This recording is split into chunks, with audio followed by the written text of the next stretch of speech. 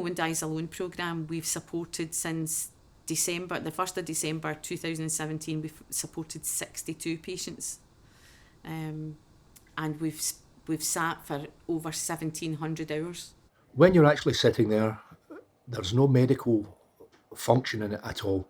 All you're being is one human being, being present, clearly present, when another human being is in the process of dying, because dying is a process. It isn't a 1 second thing. It can be quick, obviously, or it can be prolonged. And the comfort that people get when there's someone there to be with them, in the sense of just sitting. Some people do find from the families or whoever what sort of music they like. Maybe they'll play music. Maybe some people, a small book, and maybe they might say a poem or something, depending on the level of consciousness. You may ask the person, how are you feeling? You're not really doing very much apart from actually being present. But in my opinion, presence is not very common in this world at the best of times. Most of us aren't really that present. If you can have a presence and a feeling of, should we say, compassion towards the person, it can make a real big difference. This week I was sitting with an old lady of 95, and she was responsive in a way. When I went in, I only sat for 4 hours to let the family who had come from somewhere else go and have a shower and have a break. So it takes a strain off the family that you can say, this woman's perfectly fine and there's someone with her. And when the family come back and they see this old woman who's almost comatose, clearly giving me eye contact and sort of trying to communicate. Now, that for me is evidence, as far as I'm concerned, that if you're really present with a person, even if it's the last time, they can get some comfort. Instead of looking at a ceiling, they have got someone in the room with them. And even when almost unconscious, I believe that there is a contact can be made, and it can just be a comfort for them. And it is also a real big comfort for the family, because they don't know how long this process will be.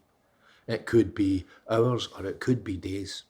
If the patient's responsive, we can converse on whatever level the patient is able to deal with.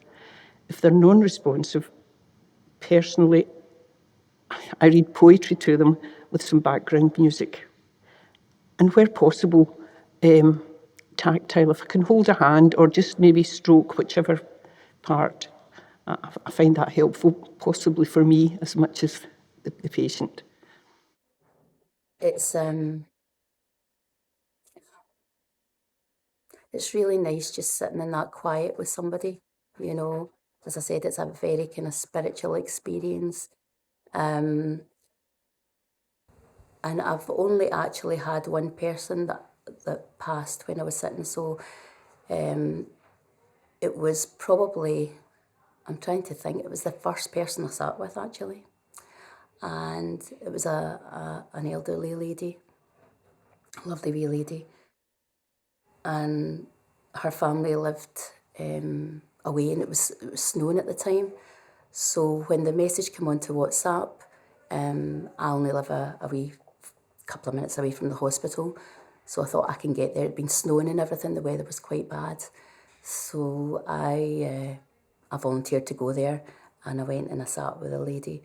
I wasn't there that long, maybe an hour, when she took her last breath. And just at that point, it's important for me that people aren't on their own then. With all the people I've sat with, one gentleman died with me. He was still conscious when I went into the room, was able to nod and to shake his head. It had been an extremely sunny day, even though it was winter, and the blinds in his room were closed, because obviously the sun was shining into his face. The nurses came in to turn him, and I obviously left the room.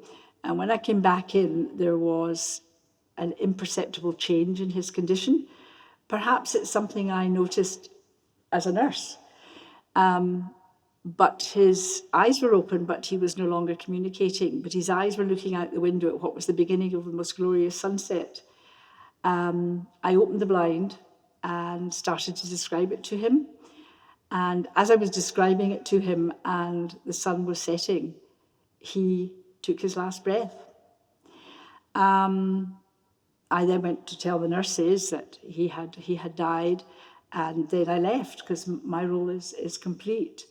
But when I got down to my car, this gentleman who I'd only known for 2 hours and 45 minutes, I didn't know if he was a good man, a bad man, a happy life, a sad life.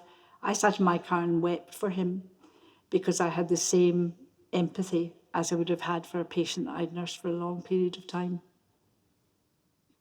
There's various age groups, and I think the first person to sit with your own age group, it brings it home to you that it's nice to have people beside you at that time of your life. When people are born, there are hands welcome into the world, and there should be hands there just to hold them while they're leaving the world. I think that's very important. No one should die alone, and that's what we make sure happens.